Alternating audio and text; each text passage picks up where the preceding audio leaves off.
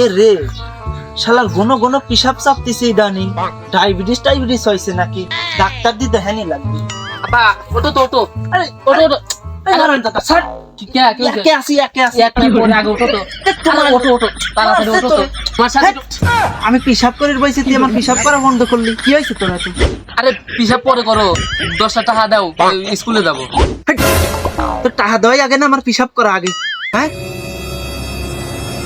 কিরে বাদান, তোর মুখ দি কেবেদিন সেন্ট করছে? কে আব্বা, সেন্ট ব্যবহার করলে তো সেন্টের বাসনা কবেই, স্বাভাবিক ব্যাপার।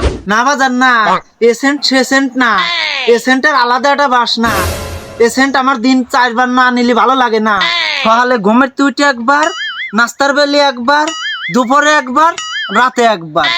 কি ব্যাপার আব্বা, দেখি এই 4 বেলা সিগারেট খায়। আব্বা তুমি কি আমার সিগারেট খাওয়ার কথা কইছো? আব্বা তোমার কসম করে কইছো আব্বা আমি সিগারেট খাই। এ আমার অবৈধ সওয়াল, তুই কল আমার দ্বিতীয়বার মাথায় হাত দিসনি। আমি বেশি দিন বাঁচবি চাই, আমি তাগাদা তোর মতো অকালে মরবি চাইনি। তুই কেবল বিড়ি খাই আসি, তুই আমার কাছে মিথ্যি কথা কইছিস।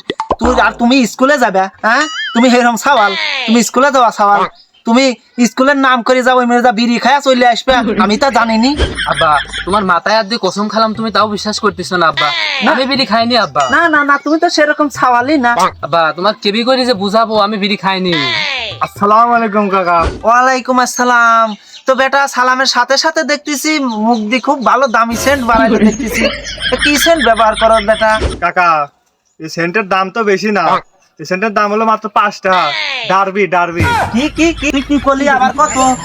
ও আর কোয়া লাগবেন না, আমি বুঝেছি তো, আমি বুঝেছি। তোরা যে দুইজন সিগারেট খাইছিস এটা আমি ভালো করেই বুঝেছি। চুল তার আমার বাতাসে পাহে নাই, বুঝছিস? চুল আমার বয়সেই পাকছে। তো তোরা দুইজন যে কি করিস ও তো আমার ভালো করেই জানা আছে, বুঝছিস? তোরা দেখতেছি, দাঁড়া পরে আমি দেখতেছি। এই বেটা শালা আমার আব্বার কাছে ডারবির কথা কইলি কে? এরে যা করবি টপ করি কর, ওদিক যে স্কুল ছুটি হয়ে গেল, নালে যে দেখা করি পারবেন না, তাড়াতাড়ি কর। আব্বা তোমার আমি লাস্ট বারের মতো ওয়ার্নিং দিচ্ছি, ঠিক আছে? 10 টাকা চাচ্ছি দি দাও। ওই 2 বন্ধু যা বিড়ি টিড়ি খাই কিন, আর বিড়ি খাই তুমি তো টের পাই গেছো।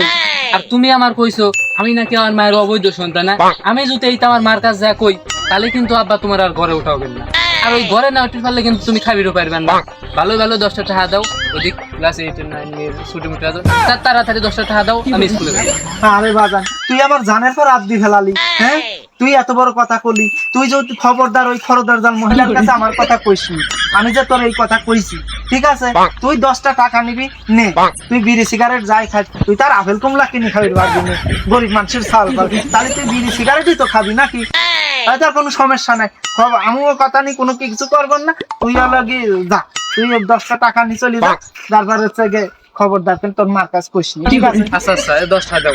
ও মনে টাকা গুজিয়ে থুইছে দাও। বন্ধা